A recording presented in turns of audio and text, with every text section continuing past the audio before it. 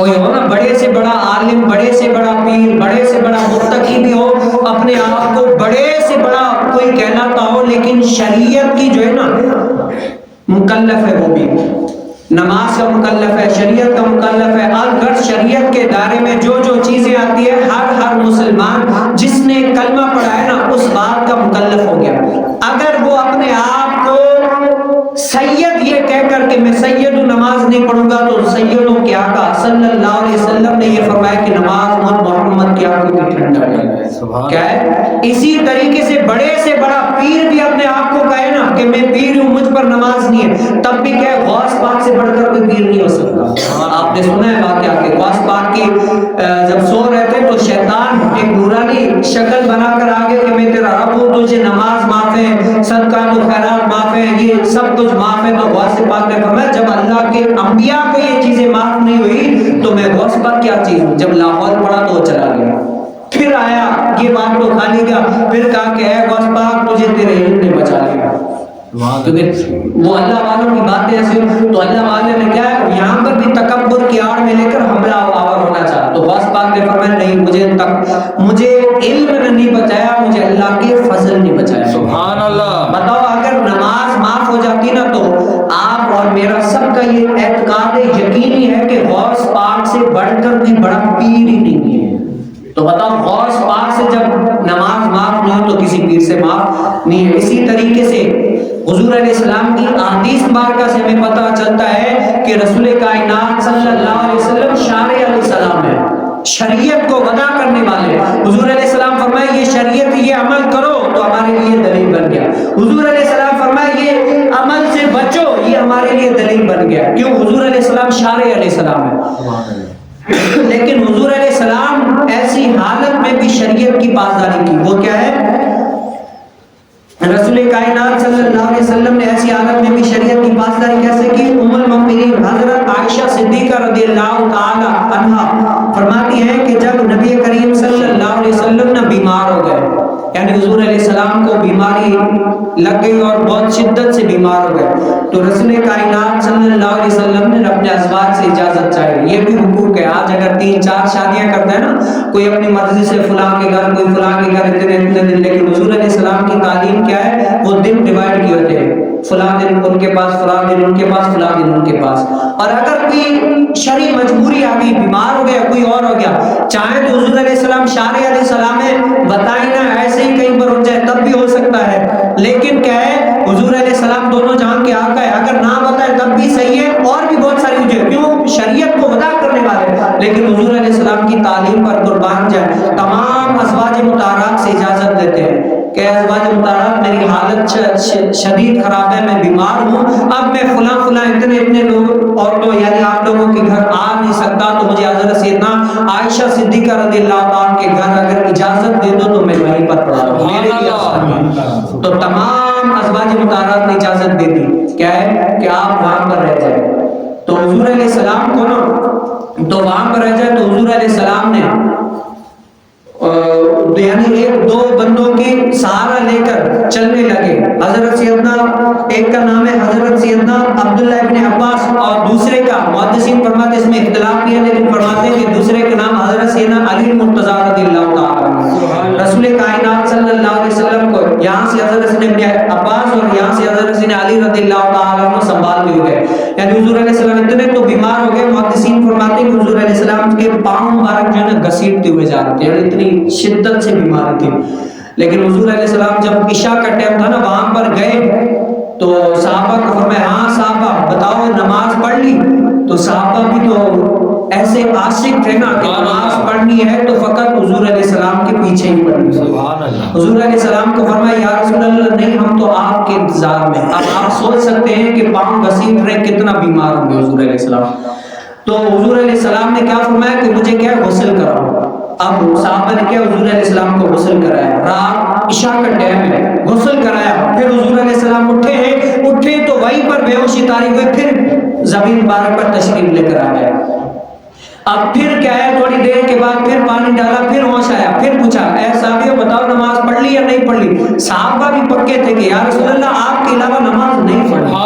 پھر وہ صحابہ کیا نماز پڑھ لی؟ کہا کہ یا رسول اللہ نہیں پڑھی. پھر حضور علیہ السلام نے فرمایا پھر مجھے غسل کراؤ. اب دوسری مرتبہ غسل ہو رہا ہے, دوسری مرتبہ غسل کیا, پھر اٹھنے کی طاقت کی تو پھر کیا زمین پر تشریف لے کر آ گیا. پھر تھوڑی دیر کے بعد پھر کیا پانی ڈال کر ہوش ملایا. پھر حضور علیہ السلام نے پوچھا ایسا بھی نماز پڑھ لی؟ حضور علیہ السلام صحابہ نے فرمایا یا رسول اللہ نہیں پڑھی, نماز نہیں پڑھی آپ کے الزام میں. تیسری مرتبہ بھی حضور علیہ السلام نے فرمایا مجھے غسل کراؤ. جب غسل کرایا پھر کیا ہے حضور علیہ السلام اٹھنے کے لیے کوشش کی تو پھر زمین پر تشریف لے کر آئے.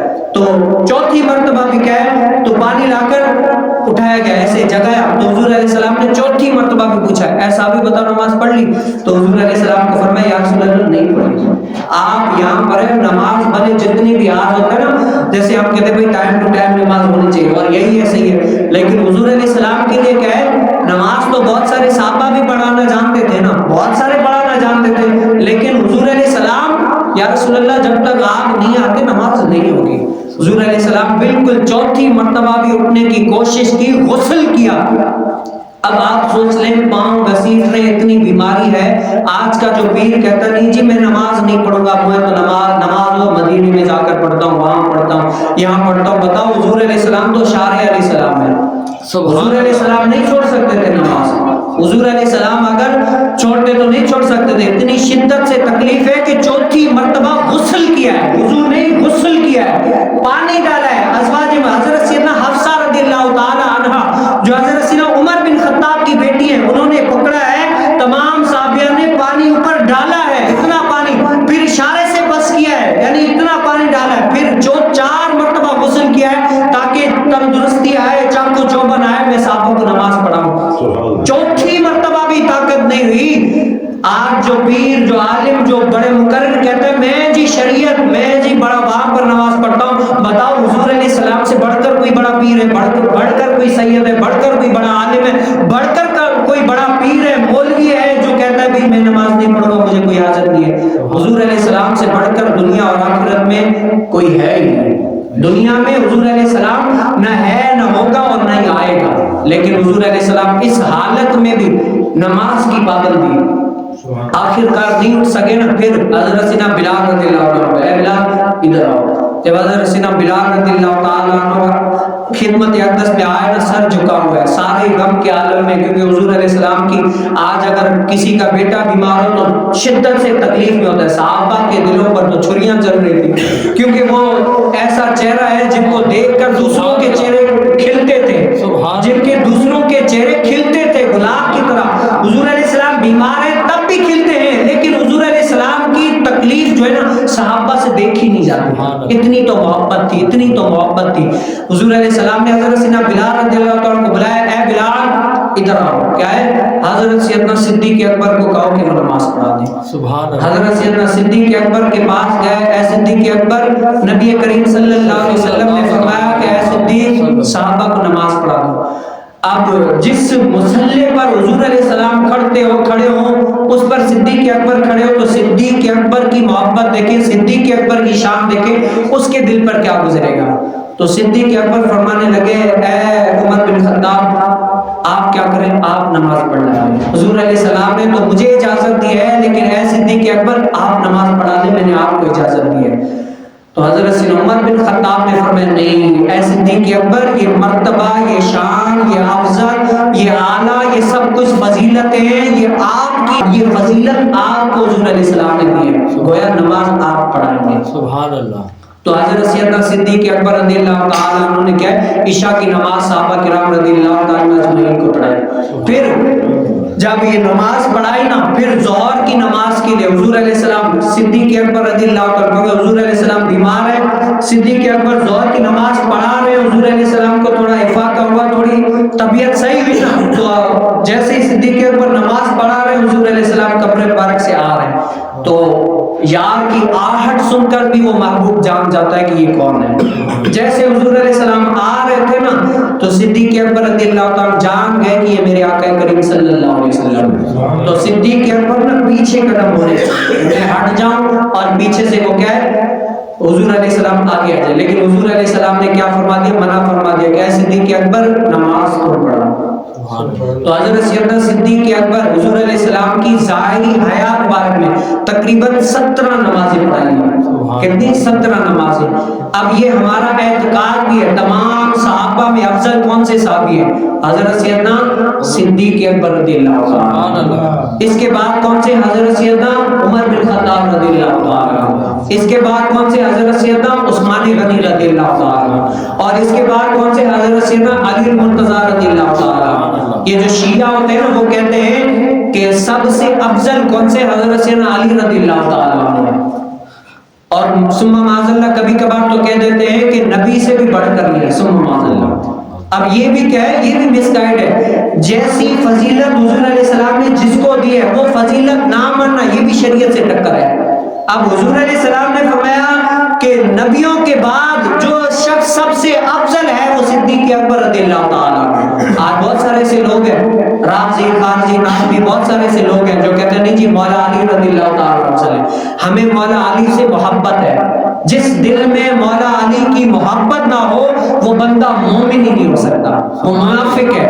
لیکن کہ ہے جو فضیلت حضور علیہ السلام نے جس طریقے سے بتائی ہے اس طریقے سے نہ ماننا یہ کہ ہے ناسبیوں خارجیوں کا کام ہے.